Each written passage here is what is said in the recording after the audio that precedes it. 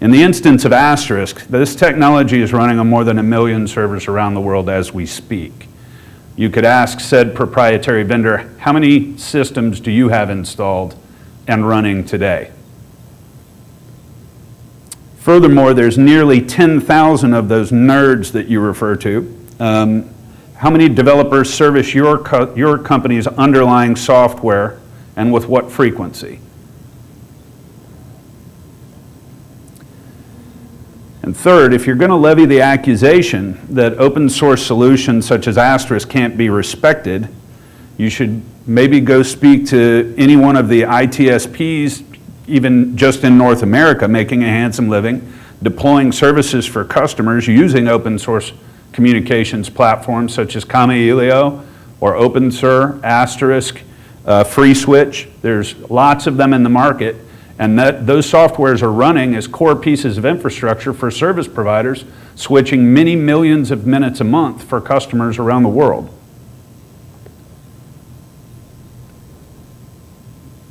Okay, the next competitive argument that we'll look at is what I call the rinky-dink. The rinky-dink is where the proprietary vendor accuses open source solutions as being unproven, not ready for prime time, or only appropriate for use by very small companies who don't take their telecommunication needs seriously. The rinky-dink usually sounds something like this. Open source isn't appropriate for business telecommunications. I mean, I guess it works, but it can't handle the demands of modern unified communications. Maybe if you were a 3-person company working in your basement, it would make sense.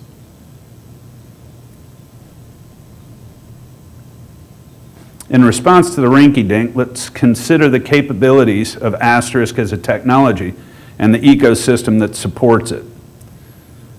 First, the modern versions of Asterisk include an enormous number of features, many of which aren't available from any proprietary vendor at any price. Furthermore, those that are available in proprietary solutions are typically priced separately from the base system, and including them raises the total cost of a proprietary switch deployment substantially. Beyond included features, Asterisk has reference deployments at every conceivable scale, from 1 user to 10,000 users. It is deployed in all of these as the same base of code, not as an SMB version or an enterprise version at some significant difference or disparity in price.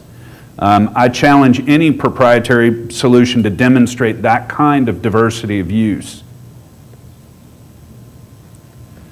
And lastly, the viability of Asterisk as a technology is evidenced by the large and growing ecosystem of third-party commercial products and services marketed for use with Asterisk. Hundreds of companies make their living today building solutions specifically for Asterisk implementations. People don't hitch their future to things that they consider to be rinky-dink.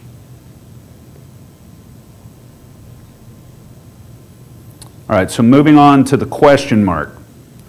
Here, the proprietary vendor works to accentuate the perceived unknowns associated with open source technologies.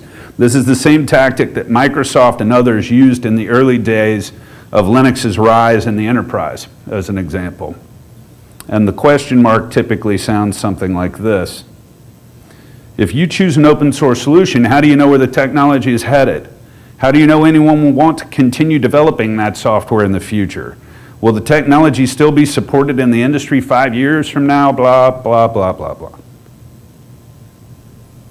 And in response to that, we can turn portions of a proprietary vendor's argument back on them. I tend to believe that products built upon established industry standards have a much greater longevity and a much higher adoption rate than proprietary solutions. To this point, I would ask, who knows that anyone's going to give a flip about proprietary Cisco protocols like MGCP 5 years from now? I mean, after all, that stuff only works with Cisco equipment. If market adoption is a valid indicator of long-term viability, Asterisk can show rapidly expanding utilization at a global scale for the last 10 years. This is not something that, say, Nortel could say with a straight face these days. To that end, you know, who saw that coming? Nortel was the 800-pound gorilla of business telecommunications, and seemingly overnight was torn asunder. I say that open source is more viable in the long term than its proprietary competitors, in that it's not hinged to any single company's financial success or failure. I would argue that, as much as I know this won't be the case, Digium could fail financially and Asterisk could survive independent of that. That bag could be picked up and carried by any one of a number of other organizations or just by the community itself, and that technology would live on. And if the ability to adapt quickly to changes in technology or changes in the market is any indication of a solution's long-term survival, there's an obvious advantage to open source solutions. Open source technologies are driven by their communities, and the communities bring new capabilities to a piece of software at a pace or a speed that's difficult for proprietary vendors to match.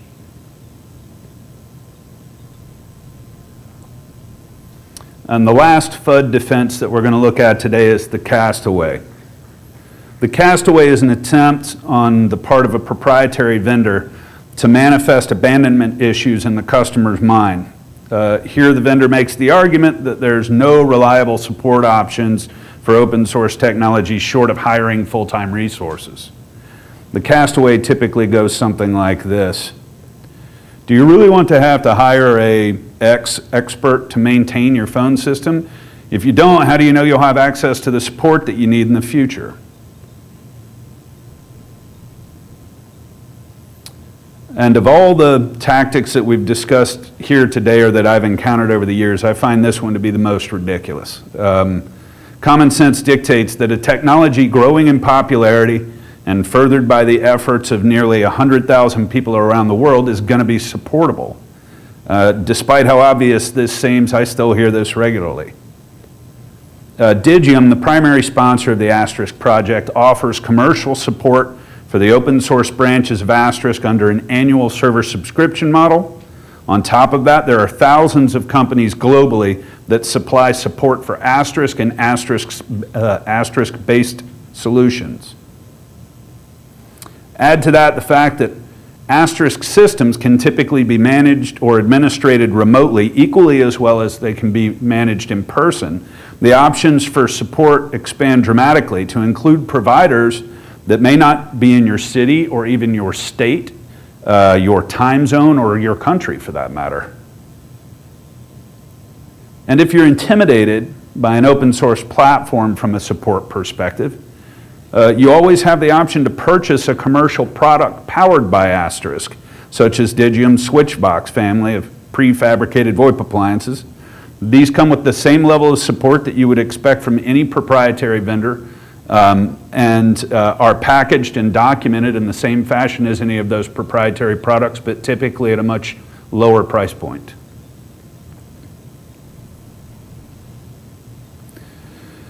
If you consolidate the high points of competitive response to each of these proprietary vendor FUD maneuvers, you get a pretty good list of bullet points that reinforce why open source and open standards are an intelligent business investment in today's communications technology market.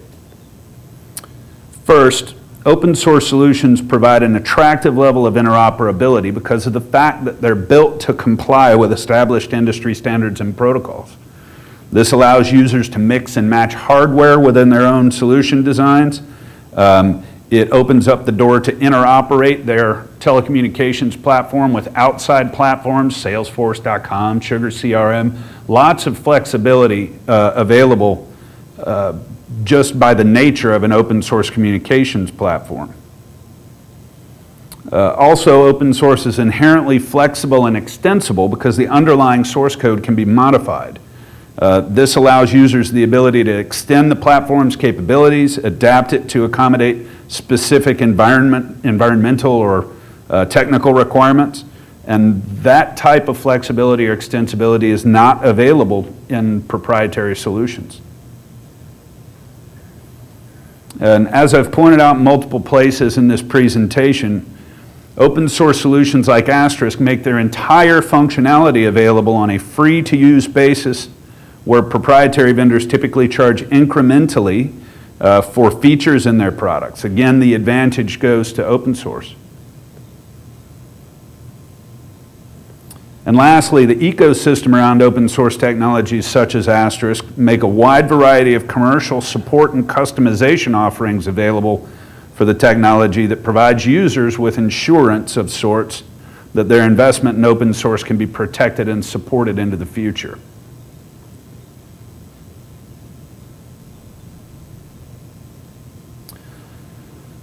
So here's a few of the trends that Digium sees in the IP communications market that are steering our product and service plans into the future. First, the conventional telecom services handoff methods of PRI and analog phone lines are consistently being displaced by the more efficient means of VoIP via SIP.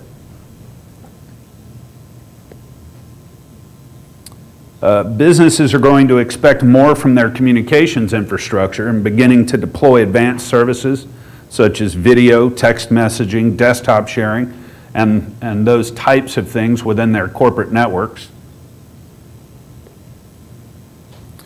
There's a mass migration of infrastructure to cloud solutions where communications infrastructure needs to be able to be run in a virtualized environment, as an example, or at a bare minimum deployed from within a data center versus within the company's corporate headquarters, et cetera.